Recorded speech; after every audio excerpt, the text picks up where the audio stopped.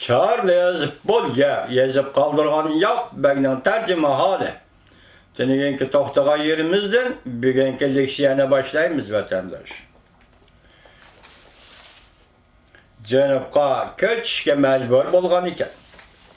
Bu sözlerinin zada kançılık asası var. Yokluğu biz bayan kılmakçı bolga vakalarga köp tesir kılmaydı. Ama bu milletlerin cesur, uruş kalk bir millet işkelligini onların şu çağladılar. Çoğun askeri kısımlarını işqi salalaydıqallığını şunundak omit kelgen çağlarda özlerinin nesildaştır bolgan Şarkı Cumhuriyet Tatarlardan asker elip öz koşununu kime taylaydıqallığını cezimleştirişki buludu. Alt üstünleki ne bu?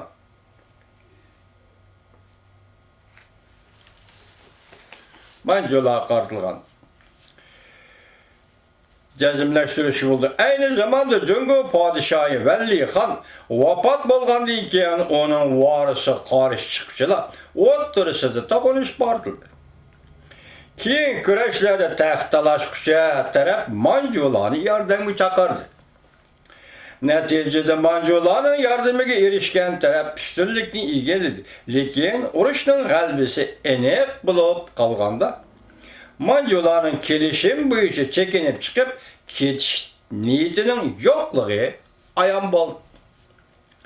Demek Mancola mı kudu Angliya tarihideki Saksolla, Cungo tarihideki Mongollardaki işgildi.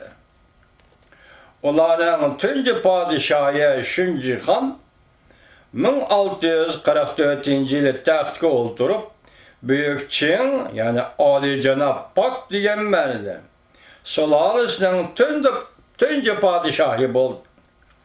Lekin Şunji Han özünün galip koşunu terpidin taxtga yölep çıkarılganda o texe bütün Cungunu toluq boysundura ketelmegen idi. O taxta oturgan 17 yıl içinde Cungunun yerlik güçleri üstüge yürüyüş kılıp durdu ve galba kılıyla verdi. 1661 yılı onun oğlu Kang Shi Han taxtga varislik kılgandan keyin bir qatar kanuni tedbirler ve önümlük harbiy vositalarni qo'llanish orqali aksining Jungoda qo'lga keltirgan o'rnini mustahkamladi. Bu mazkur sulolaning gullanib voyaga yetgan mezgili bo'lib Tibet mana shu chaqda Jungoning zeminiga qo'shilgan edi.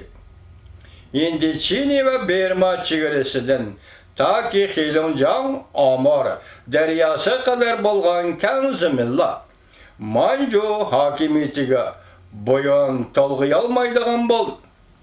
Shubhisizki Tibetning istilo qilinganligi Jungoliklarning xiyoliga Sharqiy Turkistongami, ya'ni Uyg'uristongami hukmronlik qilish huquqimiz bor degan yangi fikrni keltirdi.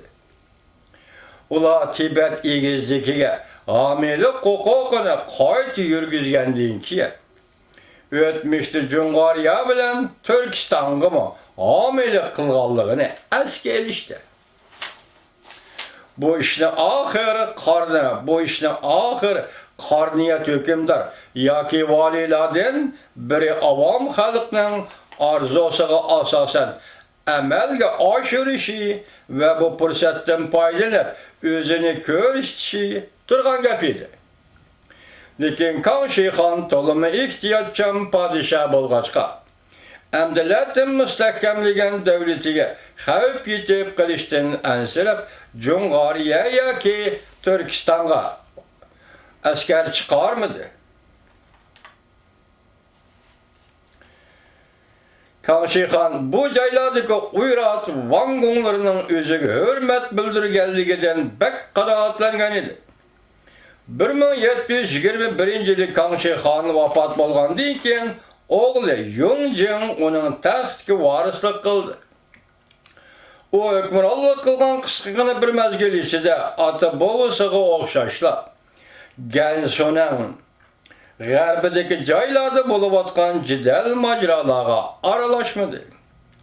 1735-yili Yongjun xonning vafot bo'lishi uning qorniyat, urushparast o'g'li Challungga yo'l ochibdi.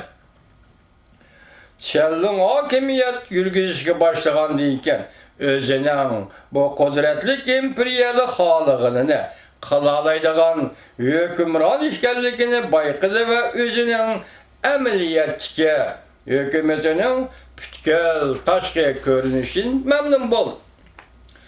Uning xazinasi to'liq mamlakatni gullab voyaga yetdi.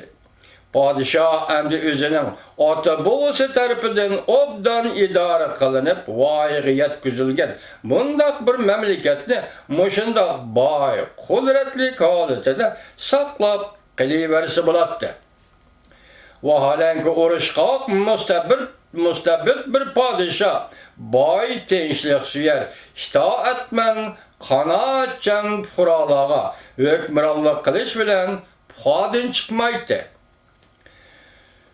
Challung o'sha davrimizdagi boshqa buyuk hukmronlarga o'xshash o'zining boyi, hisobsiz fuqarosini chiqsilishdan birdan-bir yo'li hukmronning shuhratini oshirg'udak harbiy yurish qilib, uning donqini olamga yeyish deb qaraydi. Junxo imperiyasining shuhrati va kuch qudrati ayni vaqtdagi Osiyoda hammadan ustun turibdi. Biri yakka davlat yoki davlatlar ittifoqi uning bilan dushmanlashni xiyoliga keltirmaydi. Shunga Challung xonmi qo'shni ellar bilan dushmanlashga muvofiq bahona topolmay yuribdi. Chunki bu davlatlar Junxo imperiyasining inovatiga xilof keladigan har qanday bir ishni qilib qo'ysa, eng zo'r to'lam to'lashga chin ko'nglidan rozi edi. Shunga Turkistonni istilo qilish, ya'ni mustamlika Uyg'uristonni istilo qilish uning ko'ngliga eng yoqadigan bir ish edi. Uning urushparastlik mijozi, Jungoning shu chog'dagi amaliy ahvoli, intayin mol boyligi va odam kuchi hozir biz aytayotgan vazifadan necha barobar qiyin ishlarni o'rinlashga yor beradi. Buni esimizda chin saqla Challungning Jung'oriyaga mudahila qilishining nima uchun qiziqqanligini osonroq tushunamiz. Biz endi Qashqariyaga qaytib kelib, eg'ir azob, uqubatda qolgan bu yurtda ro'y bergan ba'zi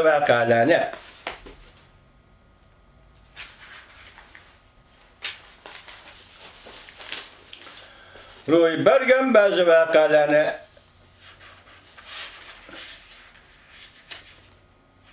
bayon qilib o'taylik. G'aldan boshchiligidagi qalmoqlar Xo'jani yarkanga podshoh qilgandan keyin Aqtog'liqlar bilan Qoratog'liqlar o'rtasidagi jidal majra texama avj elib ketgan edi. Aqtog'liqlarning bosh vakili bo'lgan bu shaxs dushman qavmlarning kuchli qo'llig'ichilarini bir-birlab siqib chiqardi.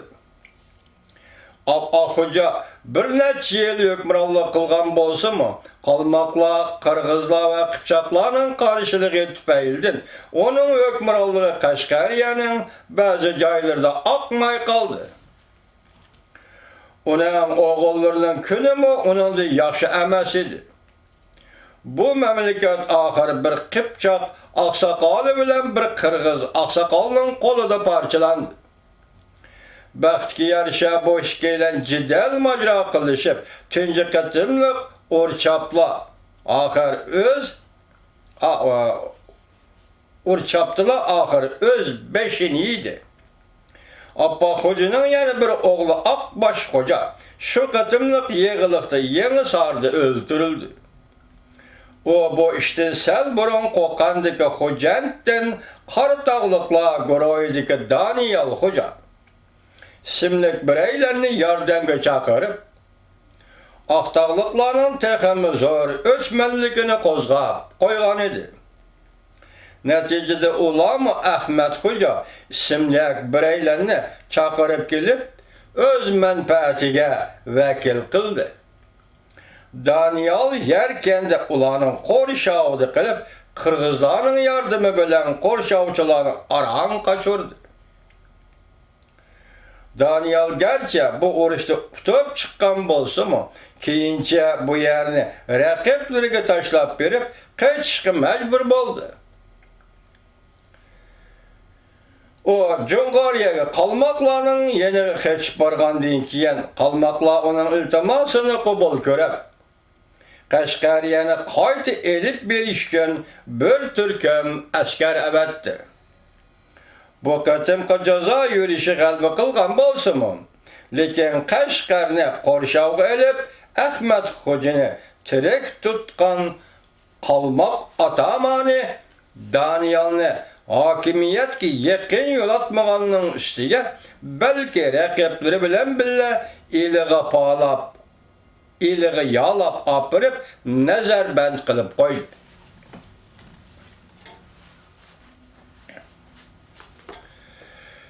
İşte mana shundoq o'ktamlik bilan hal qilinganligini ko'rgan Qarniyat Daniel yana kimdi?